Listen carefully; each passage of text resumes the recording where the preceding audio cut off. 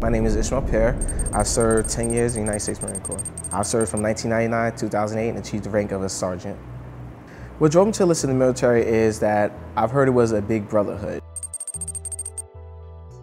My uncle, being my mother's brother, he was in the Army. He did 20 years, retired full honors from the military. His son went into the Army as well. My grandmother's adopted son also went Army, and now he's doing National Guard. So when I first told them, yeah, I'm going in the military, they was like, yes, you're gonna go ahead and join the Army. I was like, no, I'm gonna do better than you guys. I'm gonna go ahead and do the Marine Corps, so you have to look up to me. Basic training was pure hecticness. The Marine Corps prepares you for the unknown. It prepares you for chaos. So that way, when you ever do step in chaos, you're calm, composed, and you know how to get the job done. I was riding home to family, trying to find out, see how's everybody going. And there were some things that were happening, so I didn't get a chance to get a reply back from them. So at that point in time, I'm like, wow, I've been going for a month. My family's already forgotten about me. I just want to go home, see what's going on, because I'm not hearing anything. But just the perseverance of knowing I came all this way, and after going through the last 30 days of hell, makes me not want to say, let me quit, let me keep going. That way I have something to reward myself for getting back home and actually being the first member in my family to be a United States Marine. After basic training, I went to my MCT school, which is in Cherry Point, North Carolina. And then after being there for 2 months, I went out to 29 Palms for my, what we call C school, which is where I did computers, learning about the IT infrastructure of computers.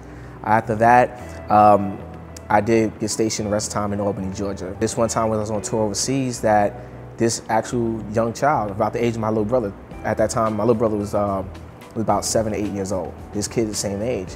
And I'm thinking he's about to run up to me and say, hey, American GI, I'm happy to see you. And then before I know it, he pulls out a gun and he's ready to shoot us. So for me, that was a real wake-up call of, you have to watch where you go. Not everywhere you go is not gonna be like America. So just prepare yourself for the unknown. I totally froze. And that was the first and last time I've ever been in a situation where I froze like that. And the reason being is, first time I think of my little brother, I can't shoot anybody the same age as my little brother. I actually did one time see combat, and once again, just on a simple patrol, because during your patrols, you can expect the unexpected. And while we were doing a small patrol, out of nowhere, we did encounter some enemies. It was a short gun fight, no more than about 3 or 4 minutes. Unfortunately, I did lose a guy standing about 50 feet from me. One thing with the Marine Corps is, whether you think you're African American, whether you think you're Caucasian, whether you think you're Hispanic, guess what? You wear the same color. You bleed the same blood, which is dark green. So therefore, there is no color here. It's only what you can do and what you think you can't do. You can do and you will do everything. You're a basic rifleman, you're a US Marine, which is why when they dress you, if they're not dressing you as your rank, you're being dressed, how you doing Marine? How you doing Marine? Because we're all the same. The worst day for me was by far a major setback I had. I really wanted to go ahead, and this was in boot camp. I honestly was not told I had to swim. So for me, when I go through swim qualifications, I didn't know anything about swimming, being an inner city youth at that time. Told, hey, jump off the tower. Okay, I could jump off the tower. But then instead of me coming back up to the top of the wall like everybody else did, I wound up staying at the bottom until somebody pulled me up. I was set back in boot camp 3 weeks because I couldn't swim and I had to learn how to swim. So for the final day of testing, before I got sent back again for the 4th time, I actually found intestinal fortitude. I don't know where it came from, but I was able to go ahead and swim the length of the pool without going down or stopping. And that day, like I said, was almost the worst day, because halfway through, all I sat there saying to myself is, I'm about to get sent back home, and last thing I need to do is be here and get sent home because I couldn't do something.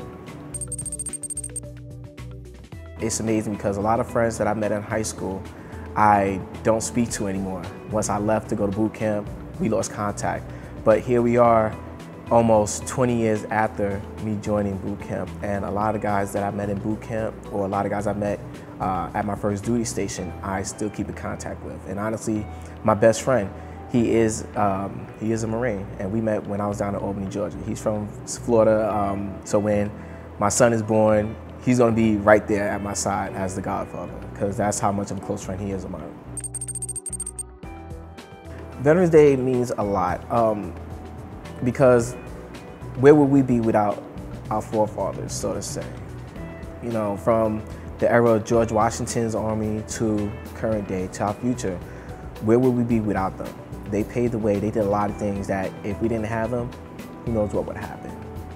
And we have to look at that as a society. We have to look at that as the United States is more than just the red, white, and blue. That red, white, and blue stands for stuff.